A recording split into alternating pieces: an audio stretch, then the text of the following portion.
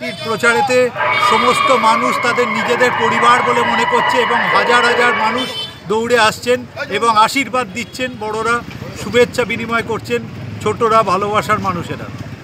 তাহলে কি এবার হাওড়ার হাল ফেরার আশা আছে আপনার হাত দিয়ে? অবশ্যই। আমরা আজকে শ্রীরাম নবমীতে, শ্রীরামের জন্মদিনেতে আমরা প্রার্থনা করলাম যে আমরা যেন চোর মুক্ত, সন্ত্রাস মুক্ত এবং নারী শক্তিকে সুরক্ষিত এবং স্বমহিমায় সমৃদ্ধ ঐতিহ্যশালী সেই পুরনো বাংলাকে আবার দেখতে পাই। শ্রীরামচন্দ্রের পায়ে আমাদের সেই নিবেদন রইল। যশস্বী প্রধানমন্ত্রী নরেন্দ্র মোদীজি ভারতকে যে উচ্চতায় নিয়ে গেছেন, সেই উচ্চতার ধারার সঙ্গে আমরা বাংলাকে সংযোজিত করতে আমি আর এর থেকে মনের মধ্যে যেটা লুকিয়ে আছে সেটা স্পষ্ট, কিন্তু মাননীয় জনবিচ্ছিন্ন হয়ে গেছেন, ওইসব দাঙ্গা টাঙ্গা করে বেঁচে থাকার চেষ্টা করছেন, মানুষ নেবে না, ভালো চোখে নিচ্ছেন না। অবশ্যই মানুষ থেকে বিচ্ছিন্ন হয়ে পড়েছেন। কোনো রাষ্ট্রদ্রোহী শক্তি ভারতবর্ষে কোনোদিনই বেঁচে থাকতে পারেনি।